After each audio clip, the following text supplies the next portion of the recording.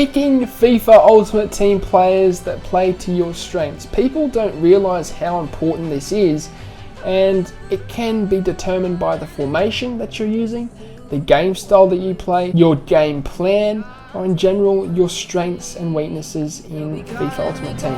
I'm about to break it down for you. Griezmann, 3 men around him, and somehow finds some space. Ronaldo, fantastic, opening the drive back. He's made himself the tiniest bit of space. Almost feels like a bit of a taunt. Didn't really go for it. Oh! The display there is absolutely ridiculous. The Elastico on the goal line. On the goal line, the finest. We talked about AussieFIFA. He's not here to make up the numbers. This is going to be more of a discussion video, lads, not as polished as usual. It's going to be more of an open, uncut and unedited version of basically a tutorial that I usually do for you guys, and that is the mentality tips. Okay, this is similar, but it's different. Obviously, it's more of a tutorial on FIFA Ultimate Team and picking cards. But the thing that people fall into the trap of, a new card comes out in FIFA, and they're like, oh yes, I want to try it. Okay, this looks good. And they don't realise that doing that can, number one, hinder their mentality in thinking that, okay, well, this player's good, he has high stats, he should be carrying me, and they expect too much from it. But that's not the point of this video. The point of this video is they won't buy a player that fits their strengths in their game style and their game plan and their formation. I'm going to use me as an example. I use the 4-2-2. I use the wing a lot.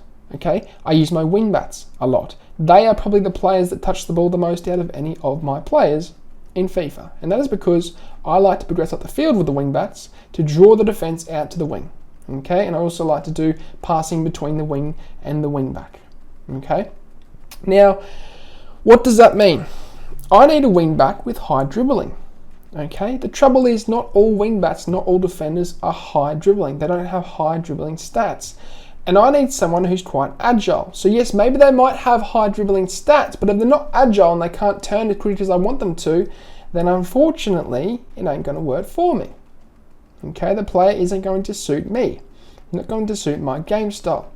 Another example, for instance, is if you're really good at dribbling and that's one of your strengths, okay, but maybe finishing or taking a touch isn't your forte, isn't your strength, then in that case you're better off using an attacker, a striker who is more agile, who can dribble a lot better, who can bypass defenders, make them commit too far, and who can basically get out of those sticky situations a lot better and basically allow you to score more more clear-cut chances. Because if you get away from the defender with dribbling, etc., then you'll be able to get yourself into a better position to shoot. That type of player might suit you better than, let's say, someone like Lukaku or Ronaldo even, because he's quite stiff on the ball. They, the higher dribbling, players might suit you better. However, if your strength is, let's say, taking a touch, turning and shooting, which is a finishing technique, if your strengths are finishing, then you need to be using players that will suit your game style. Who are they? Harry Kane, Lukaku, CR7. Players that allow you to find their feet, turn away from the defender, feint him away, and bang, shoot the ball. Okay? Whereas, someone who, is better with dribbling, they might want to use Mbappe. He can turn, okay? He may not have a 5-star weak foot, but he can turn and he can shoot after I've done a dribbling technique and after I've gotten away from the defender. Okay, let's say we're talking about the midfielders. Okay, if you are not the greatest at, let's say, jockeying across the pitch, all right, and you're more of a sit in depth, cut the passing lanes, less pressure type defender, then maybe a Vieira might suit you. He's tall, he's got long legs, he can reach the ball and he can intercept it once the player makes a mistake and passes it in the wrong direction. But if you're like me and like pressing and like putting a lot of pressure onto the opponent and like covering a lot of space and putting, I use the analogy, putting a plastic bag over the opponent's head and suffocating him, then someone like Kante might suit you better.